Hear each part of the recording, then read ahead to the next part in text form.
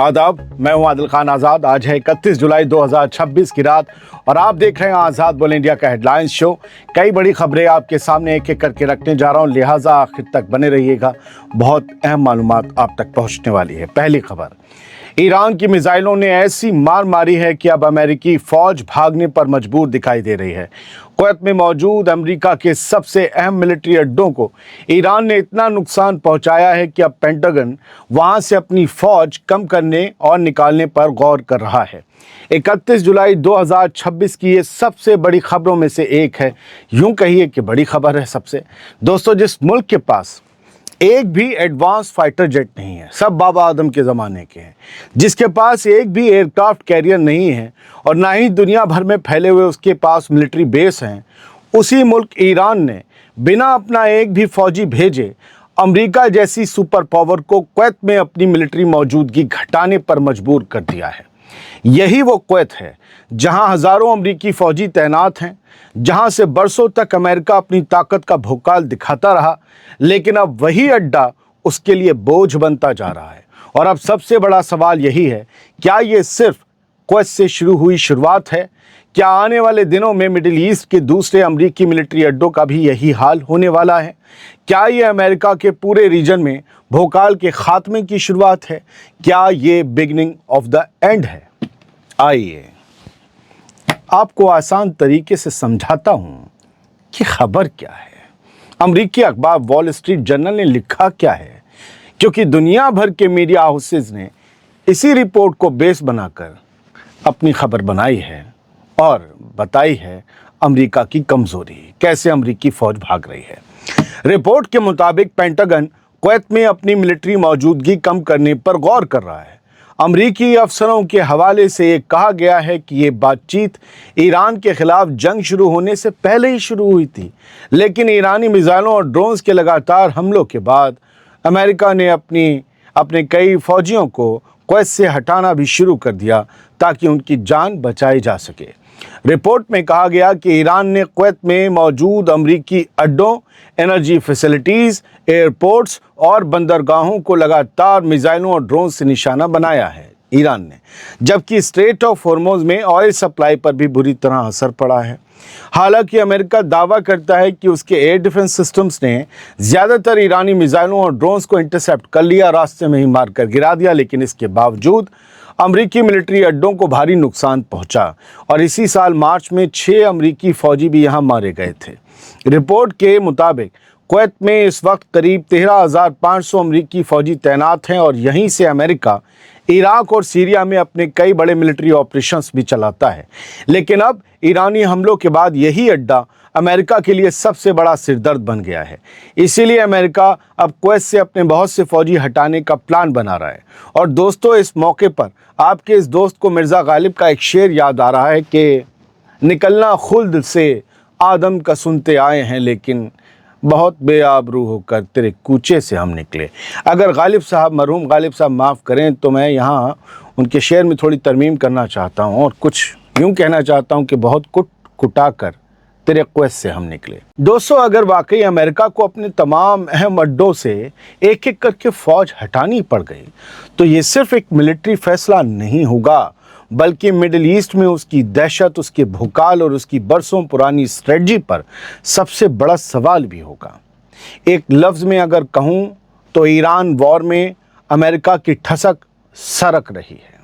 मैं नहीं कहता कौन जीत रहा कौन हार रहा, अल्लाह इल्म, मैं कोई नजूमी नहीं, लेकिन जो दिख रहा है वो बोल रहा हूँ। हिल चुके हैं खंबे, बुनियादें, वो जो डर, भोकाल, ठसक के दम पर बनाई गई थी। बढ़ते आगे, अब कुछ लोग पूछेंगे कि आखिर भैया कुवैत में अमरीकी फ़ौज का इतना बड़ा अड्डा क्यों है? तो उसके लिए बस 31 जुलाई को आई वॉल स्ट्रीट जर्नल की हेडलाइन पढ़ लीजिए, बाकी स्ट्रीम में बता दूंगा। क्या लिखा है? The US liberated Kuwait but now struggles to protect it from Iran. यानी कुवैत को अमेरिका ने आज़ाद करवाया था, लेकिन अब वही अमेरिका ईरान से कुवैत की हिफाजत करने के लिए जूझ रहा है। ये अमरीकी अखबार की हेडलाइन है, कुवैत को आज़ाद करवाया था। दोस्तों, यही एक जुमला बताने के लिए काफ़ी है कि साल 1991 में जिस मुल्क को अमेरिका ने सद्दाम हुसैन के कब्ज़े से छुड़ाया था, जिसे वो आज़ादी कहते हैं, आज उसी कुवैत में अमरीकी फ़ौजें मौजूद हैं। लेकिन अब ख़तरा इराक नहीं बल्कि ईरान और उसके साथ बढ़ते टकराव को माना जा रहा है। कुवैत में अमरीकियों की प्रेजेंस को ज़रा खुलकर समझाता हूँ ताकि जिन्हें नहीं पता वो समझ लें, आज के बच्चे जिन्होंने उस जंग को नहीं देखा वो समझ लें। दोस्तों, याद रखिए, कुवैत में आज भी अमरीकी फ़ौज की मौजूदगी कोई इत्तेफाक नहीं है बल्कि इसके पीछे 35 साल पुरानी एक बड़ी जंग की कहानी छुपी हुई है। 1990 में सद्दाम हुसैन की फ़ौज ने कुवैत पर हमला करके उस पर कब्ज़ा कर लिया था, सद्दाम इराक वाले। इसके बाद अमेरिका ने यूनाइटेड नेशंस की हिमायत से 30 से ज़्यादा मुल्कों का एक बड़ा मिलिट्री अलायंस बनाया। जनवरी 1991 में ऑपरेशन डेजर्ट स्टॉर्म शुरू हुआ। पहले कई हफ्तों तक इराक पर और इराकी फोर्सेस पर कुवैत में ज़बरदस्त एयर स्ट्राइक्स की गई, एयर कैंपेन चला और फिर सिर्फ 100 घंटों के ग्राउंड ऑपरेशन में इराकी फ़ौज को कुवैत से बाहर निकाल दिया गया। वो फ़ौज ने जाते जाते तेल के कुएं में आग लगाती थी, वो अलग बात है। 27 फरवरी 1991 को कुवैत आज़ाद हो गया और उसकी हुकूमत दोबारा बहाल कर दी गई। दोस्तों, उसी जंग के बाद से अमेरिका ने कुवैत में अपना मिलिट्री और लॉजिस्टिक नेटवर्क मजबूत कर लिया और आज भी अमरीकी फ़ौजें बड़ी तादाद में वहाँ तैनात हैं। यही वजह है कि जब भी मिडिल ईस्ट में कोई बड़ा टकराव होता है, कुवैत अमेरिका के सबसे अहम मिलिट्री अड्डों में से एक बनकर सामने आता है। अपनी हिफाजत के लिए कुवैतियों ने अमरीकियों को रखा था। अब सद्दाम ने कुवैत पर हमला क्यों किया था, सद्दाम से किसने दगाबाजी करते हुए पोशीदा तौर पर 1991 और 2003 की जंग में अमरीका की मदद की थी, वगैरह वगैरह, इन सब मुद्दों पर अलग से वीडियो बनाया जा सकता है। लेकिन अभी हम पीछे नहीं, आगे बढ़ते हैं, कुवैत से बाहर निकलते हैं।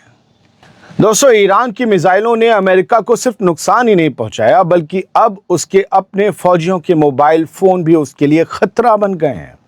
अमरीकी फ़ौज को अब अपने ही फौजियों के मोबाइल फ़ोन से डर लगने लगा है, क्योंकि उन्हें शक है कि उन्हीं मोबाइल वीडियोस की वजह से जो इन फ़ोन से अपलोड होते हैं, उनकी वजह से ही ईरान अमरीकी अड्डों को निशाना बना रहा है। कैसे, ज़रा समझिएगा।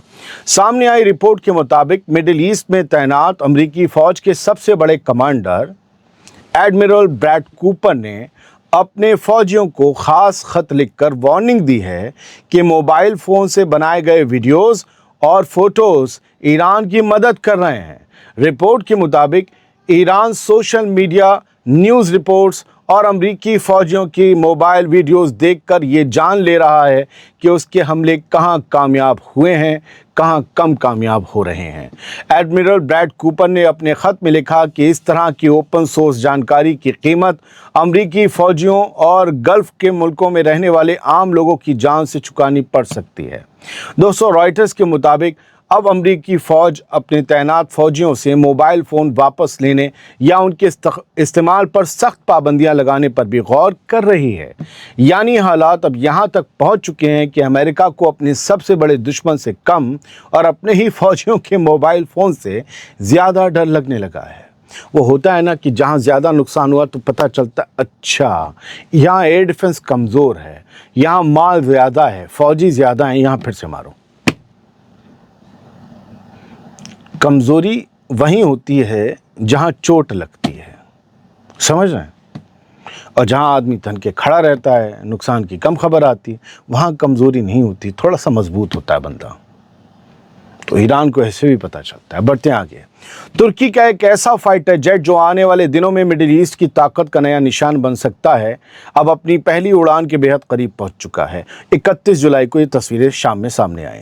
तुर्की एरोस्पेस ने अपने कान P-1 फाइटर जेट के नए वीडियो जारी किए हैं, जिसमें ये पहली बार कामयाबी के साथ हाई स्पीड टैक्सी टेस्ट करता दिखाई दे रहा है। रिपोर्ट के मुताबिक इस कामयाब ग्राउंड टेस्ट के बाद अब कान P-1 अपनी पहली उड़ान के बेहद करीब पहुंच चुका है। तुर्की एरोस्पेस यानी टूसास का कहना है कि आने वाले 1-2 महीनों में कान P-1 की पहली उड़ान कराई जाएगी, जबकि 2026 के आखिर तक कान के P-1 और P-2 दोनों प्रोटोटाइप हवा में नजर आएंगे। रिपोर्ट के मुताबिक तुर्की एयरफोर्स को कान फाइटर जेट की पहली डिलीवरी साल 2028 में देने का टारगेट रखा गया है। दोस्तों, अगर सब कुछ प्लान के मुताबिक रहा तो तुर्की दुनिया के उन चुनिंदा मुल्कों में शामिल हो जाएगा जो अपना 5वीं नस्ल का यानी 5th जनरेशन का फाइटर जेट खुद तैयार कर रहे हैं। यानी आने वाले कुछ सालों में मिडिल ईस्ट की फिजाओं में सिर्फ अमरीकी F-35 या दूसरे विदेशी फाइटर जेट ही नहीं बल्कि तुर्की का अपना कान भी उड़ता दिखाई देगा। तुर्की का कान, वो कान नहीं, फाइटर जेट का नाम कान है। आगे बढ़ते हैं।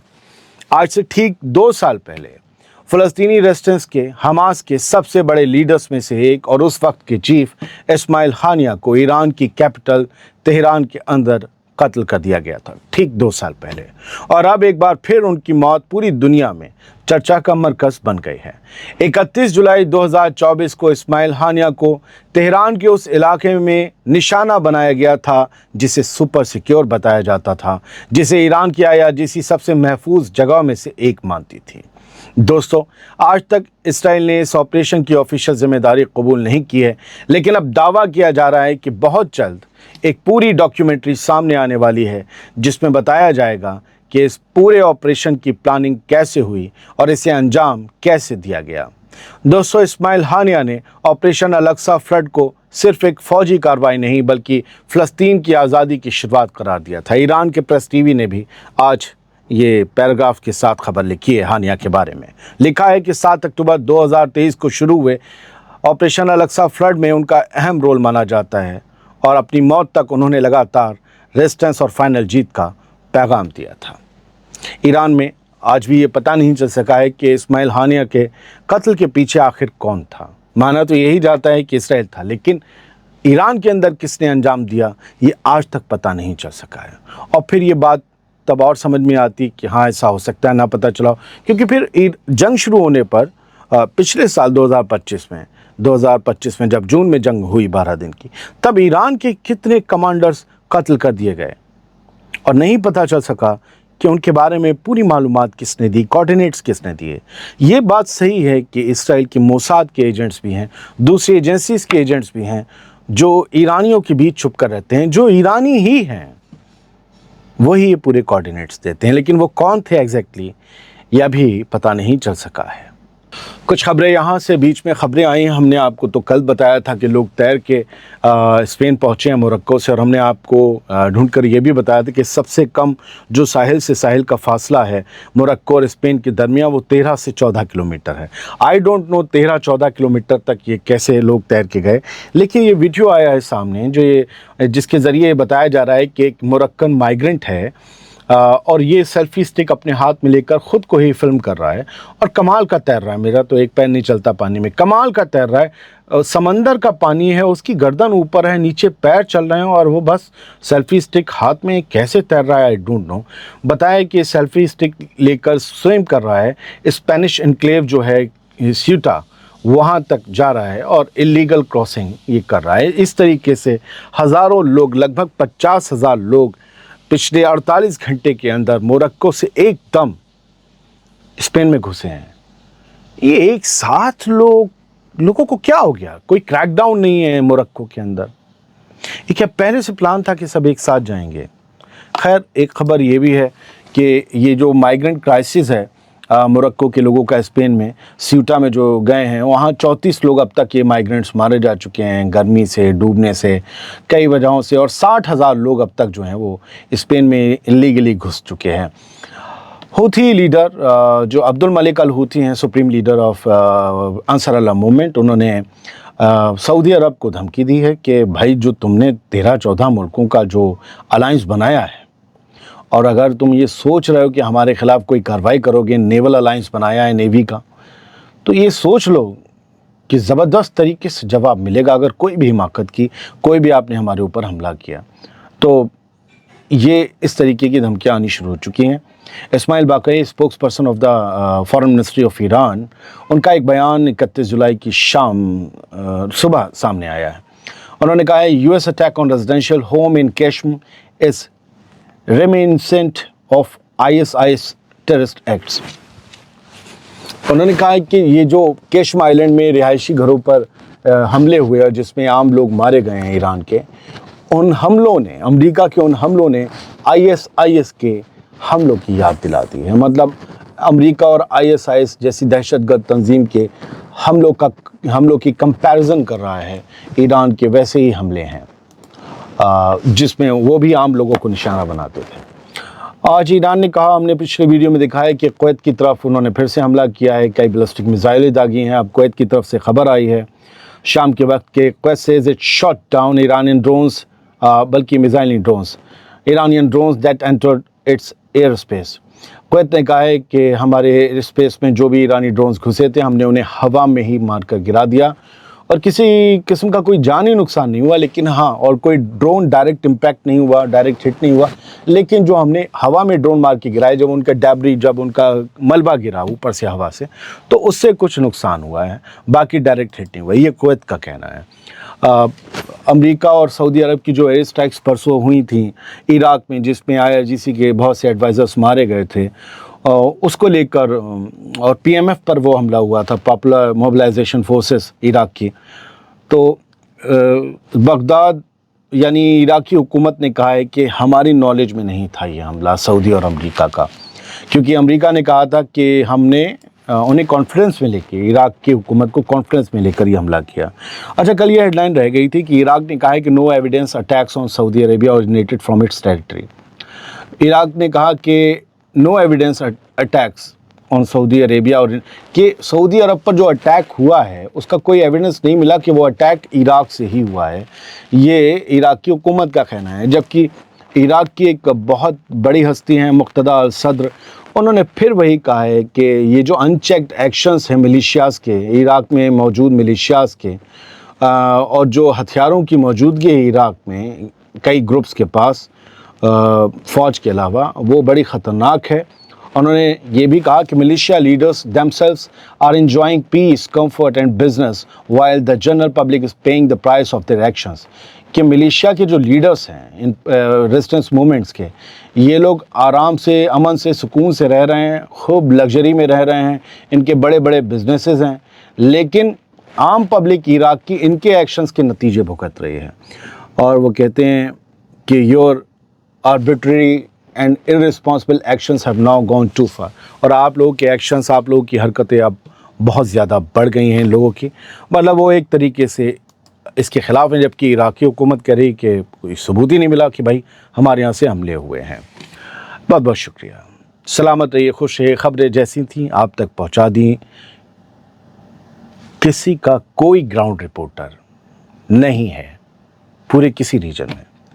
نیوز چینل، نیوز ایجنسیز دو چیزیں ہوتی ہیں، نیوز ایجنسیز سے نیوز چینل خبریں لیتے ہیں دنیا بھر کے، اور پھر وہ چلاتے ہیں۔ ایران جب بتاتا ہے کچھ تو ہم آپ کو بتاتے ہیں، ہمارا بھائی میری کوئی وقت نہیں۔ اگر کوئی کہتا اس کا رپورٹر کہیں کھڑا ہے اور اس نے انگلی رکھ کر گنے کہاں کتنے مرے ہیں، تو اللہ ہی جانتا ہے۔ بہت بہت شکریہ، سلامت رہیے، خوش رہیے۔